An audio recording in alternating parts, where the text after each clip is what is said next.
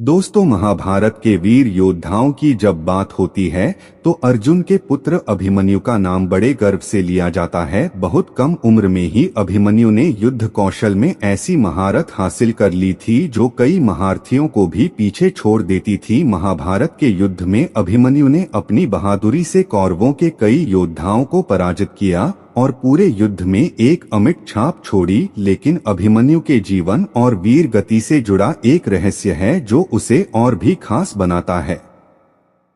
कहते हैं, जब पांडवों ने चक्रव्यूह को तोड़ने की योजना बनाई तब अर्जुन के बिना ही इस योजना को अमल में लाया जा रहा था। लेकिन सबसे दिलचस्प बात यह है कि श्री कृष्ण को पहले से ही यह पता था कि अगले दिन अभिमन्यु के साथ क्या होने वाला है। फिर भी उन्होंने ना तो पांडवों को आगाह किया और ना ही अभिमन्यु की रक्षा के लिए कोई कदम उठाया। अब सवाल उठता है कि ऐसा क्यों? इसका उत्तर महाभारत के एक प्राचीन रहस्य में छिपा है। दरअसल चंद्रमा के पुत्र वर्चा का महाभारत के इस प्रसंग से गहरा संबंध है। जब देवताओं के पुत्रों को पांडव कुल में जन्म लेने का आदेश हुआ तब चंद्रदेव अपने पुत्र वर्चा को पृथ्वी पर भेजने के लिए सहमत नहीं थे। वे नहीं चाहते थे कि उनका पुत्र इतनी जल्दी पृथ्वी पर जाए, लेकिन भगवान विष्णु की आज्ञा को टाल पाना किसी के लिए संभव नहीं था। इसलिए चंद्रदेव ने एक शर्त रखी, उनका पुत्र वर्चा अर्जुन के पुत्र अभिमन्यु के रूप में जन्म लेगा,